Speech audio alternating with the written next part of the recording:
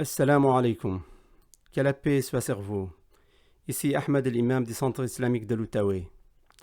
Le sujet que j'aimerais aborder dans ce podcast est sur la façon d'approcher le Coran. Nous sommes le mois du Ramadan, le mois du Coran.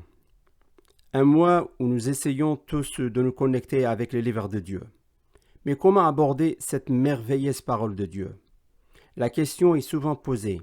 Comment accéder au Coran et le lire? Mais cette question est plus compliquée que cela ne semble à première vue. Le Coran présente quelques traits distinctifs qui peuvent s'avérer difficiles pour certaines personnes.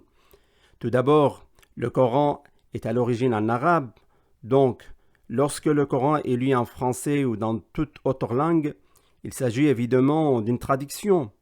Mais la traduction est en effet par sa nature même une interprétation car les mots et les nuances de sens qui en découlent peuvent être traduits de nombreuses manières différentes selon l'école d'interprétation du traducteur.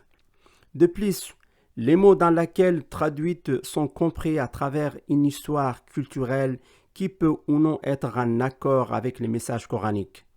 Par exemple, lorsque le Coran réprimande les kafirs, cela peut être traduit par infidèle, celui qui rejette la foi, ou simplement mécréant, pour ne citer que quelques-unes de traductions courant du mot. Chaque traduction implique quelque chose de sensiblement différent selon la façon dont la plupart des lecteurs non arabes comprennent ces mots avec leur propre bagage historique. Il peut donc être utile de comparer et de mettre en contraste au moins 2 ou 3 traductions, en particulier lorsque vous tombez sur un mot difficile afin d'avoir une idée de nuance de sens possible. De nos jours, il est même assez facile de comparer les traductions grâce aux ressources en ligne. Deuxièmement, le Coran n'est pas chronologique, c'est-à-dire qu'il ne commence pas avec la première révélation et ne se termine pas avec la dernière. Comme le prophète Mohammed, sallallahu alayhi wa sallam, que la paix soit sur lui, et ses compagnons l'auraient vécu pendant 23 ans dans l'Arabie du 7e siècle. Le Coran est plutôt ordonné selon l'ordre dans lequel le prophète Mohammed et les générations successives des musulmans l'ont récité du début à la fin. Ainsi, les révélations antérieures que le prophète a reçues à la Mecque se trouvent généralement vers la fin, et les révélations ultérieures que le prophète a reçues à Médine se trouvent généralement vers le début. Les différences entre les phases des révélations de Mecque et de Médine reflètent ce que le prophète et sa première communauté ont vécu. À la Mecque, le Coran prêche un message d'unité absolue de Dieu. En trouvant la noblesse par une conduite et des actions justes, en supportant patiemment les périodes difficiles et en étant certain qu'il y aura une responsabilité et une vie après la mort, reflétant les origines et les luttes humbles du mouvement primitif ainsi que les enseignements fondamentaux de la nouvelle religion. La phase de Médine renforce ces enseignements mais s'oriente vers un message plus social avec des lois et des préoccupations communautaires abordées telles que le mariage, les transactions commerciales, la guerre et les relations interconfessionnelles, reflétant le changement de situation du prophète et de sa communauté en tant que civilisation religieuse émergente.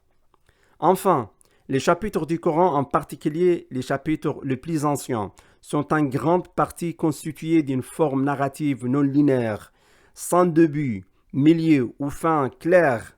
Ces chapitres coraniques se lisent plutôt comme un passage de conscience ou une série de sermons. Les histoires sont racontées, mais rarement de façon complète, juste assez pour faire passer un message théologique, spirituel ou éthique.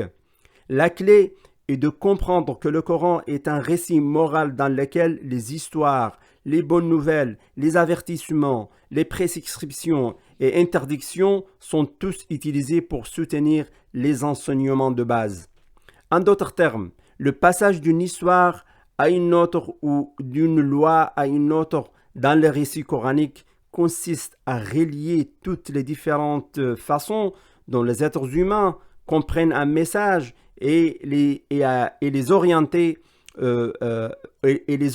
vers une croyance, une attitude intérieure ou une action éthique. C'est pourquoi, par exemple, l'histoire du prophète Moïse est racontée dans de nombreux endroits différents du Coran. Un morceau, parce qu'il ne s'agit jamais vraiment de Moïse, il s'agit de quelque chose de plus grand que l'histoire de Moïse illustre. Il est intéressant de noter que lorsque le Coran est récité dans son original arabe, il n'y a rien qui sonne plus harmonieux à l'oreille. Subhanallah. C'est ainsi que les musulmans vivent le Coran à travers la tradition orale. L'aura du Coran se trouve sans doute dans sa forme récitée. Ce n'est pas une coïncidence si le Coran signifie littéralement ce qui est récité. L'art de la récitation coranique est un art qui s'apprend et se maîtrise au fil des ans. Mais même une personne qui ne connaît pas un mot d'arabe peut reconnaître la puissance de la récitation. C'est pourquoi mon dernier conseil serait d'écouter un peu de Coran. Il vous donnera des idées qui ne peuvent pas être comprises par les esprits seuls. La lecture du Coran est tout autant un exercice spirituel qu'intellectuel. Voilà, c'est une deuxième réflexion sur le mois du Ramadan.